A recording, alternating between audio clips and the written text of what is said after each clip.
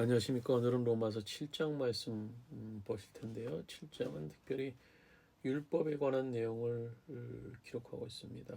그래서 초안부부에서는 율법으로부터의 자유, 그래서 율법에 얽매이지 말고 율법에서 자유로울 것, 그리고 율법과 죄가 어떤 관계가 있는가를 기록하고 있고, 그리고 신앙인의 내적 갈등을 후반부에 기록하고 있습니다. 우리는 율법의 기능에 대해서 생각할 때 우리는 많은 혼선을 빚기도 하는데요. 율법이라는 것은 흔히 모세오경을 의미하기도 하고요. 어떤 분은 더 넓게 구약을 의미하기도 하는데요. 율법이란 자체가 어떤 규례, 명령 이런 부분에 해당이 됩니다. 그래서 율법의 기능을 보면 우리가 쉽게 생각하면 율법은 우리들이 죄라는 것이 어떤 것인가를 알게 하는 기능이 있는 것이 율법이에요. 그리고 그 율법을 통해서 우리는 얼마나 무능한 존재인가, 그 율법에 도달할 수 없는 존재인가를 깨닫게 하는 것이 율법의 그런 기능. 그래서 율법을 통해서 내가 무능한 존재임을 깨닫고 율법을 완전케 하신 이인 예수 그리스도를 의지하는 것, 이것이 율법의 기능이자 의미라고 할 수 있는데요. 더 쉽게 말하면 율법이라는 것은 우리가 병원에 가면 뭐 안에 우리 신체 안에 대해서 엑스레이를 찍거나 뭐 MRI, CT 이런 것들을 촬영을 합니다. 그 촬영하는 목적은 어떤 부위가 문제가 있는 것인지, 우리 보이지 않는 그 상태, 우리 신체의 상태를 알기 위함이 그런 영상 기기들의 의미입니다.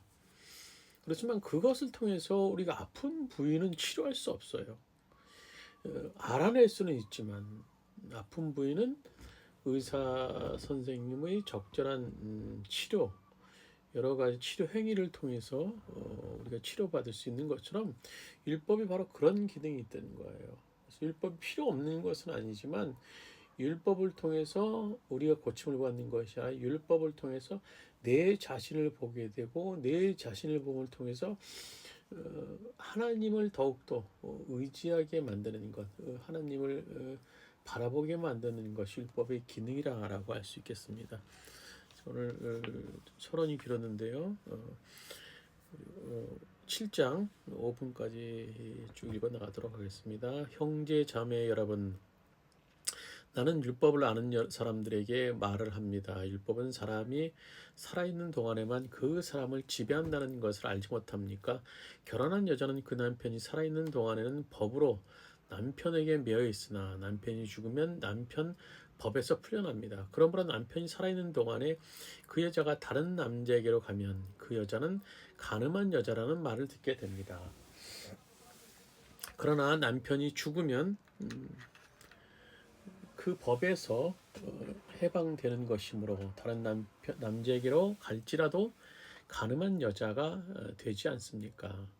나의 형제 자매 여러분, 그러므로 여러분도 그리스도의 몸으로 말미암아 율법에 대하여서는 죽임을 당했습니다. 그래서 여러분은 다른 분, 곧 죽은 사람들 가운데서 살아나신 그분에게 속하게 되었습니다.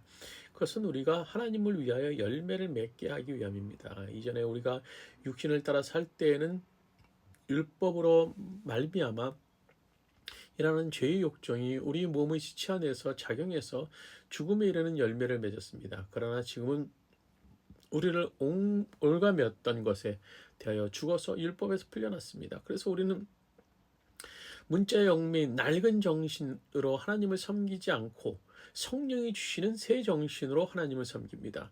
그러면 우리가 무엇이라고 말을 하겠습니까? 율법이 죄입니까? 그럴 수 없습니다. 그러나 율법에 비추어 보지 않았다면 나는 죄가 무엇인지 알지 못하였을 것입니다. 율법에 탐내지 말라 하지 않았다면 나는 탐심이 무엇인지 알지 못하였을 것입니다. 7절까지 읽었고요. 그리고 우리 7절 후반절, 7장 후반절 후반부를 읽도록 하겠습니다.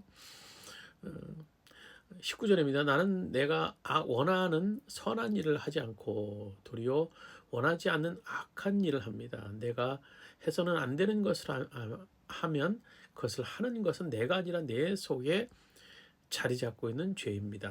그래서 오늘 그 부분도 읽었고요. 오늘 이 말씀 속에서 우리가 잠시 묵상하고자 하는 것은 사도 바울이 갈등, 그래서 24절에 나는 비참한 사람입니다. 누가 이 죽음의 몸에서 나를 건져주시겠습니까? 속사람과 겉사람과의 싸움에서 사도 바울은 자신이 죄악 가운데 여전히 머무는 것에 대한 절규를 하는 거예요. 우리는 이 말씀 보면서 사도 바울이 이 정도라면 나는 말씀대로 사는 것이 불가능하지 않겠는가 생각할 수 있어요. 그러나 이 말씀은 사도 바울이 우리에게 절망을 주고자 한 말씀이 아니라 사실 이 사도 바울의 절망적인 탄식을 통해서 우리는 소명을 발견할 수 있어야 돼요. 우리가 예수님을 영접하고 하나님의 자녀라고 생각함에도 불구하고 여전히 죄에 무너지는 것이 현실입니다.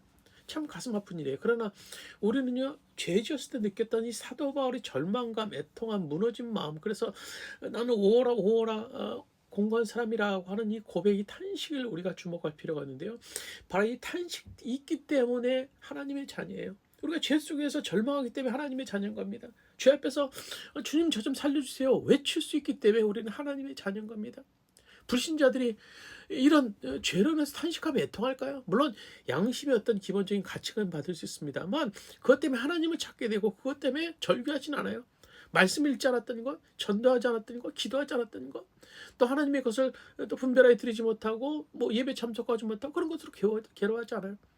그런 것 때문에 우리가 괴로워하는 것은 영이 우리 안에 살아있기 때문에 죄가 고통이고 탄식하고 절망하고 부르짖는 겁니다. 내 안에 예수께서 계셔야만 불순종의 고통이고 절망할 수 있는 거예요. 바로 우리 안에 성령이 계세요. 하나님의 영이 있는 크리스찬이라면요, 당연히 성령께서 기뻐하시 않는 삶을 살면 즉시 괴로워할 수밖에 없는 겁니다. 그런 의미에서 오늘 우리들이 죄로 인해서 갈등하고 괴로워하는 것은요, 기뻐할 일로 그것이 우리의 영을 죽지 않았다라는 증거가 될 수 있는 겁니다. 그리고 여전한 이 사도 바울의 고백, 그런즉 내 자신이 하나님의 법을, 육신의 법을 죄로 섬기노라. 이 말은요, 내가 비록 육신으로 죄의 법을 섬기지만 내 마음으로는 하나님의 법을 섬긴다는 고백. 그래서 나 사도 바울이 죄 가운데 빠져 있지만 내 마음이 하나님의 법이 종이 되어 있는 한 문제 없다라는 거예요. 그래서 사도 바울이 외치니 근거가 결국 뭡니까? 예수 그리스도 때문이라는 거예요. 예수 그리스도 말미암아 감사하리로다. 그래서 사도 바울 수없이 많은 날들은 애통과 괴로움 속에 절규하면서도 깨달은 사실은 예수를 믿어도 나의 힘으로 도저히 죄를 이길 수 없다는 결론.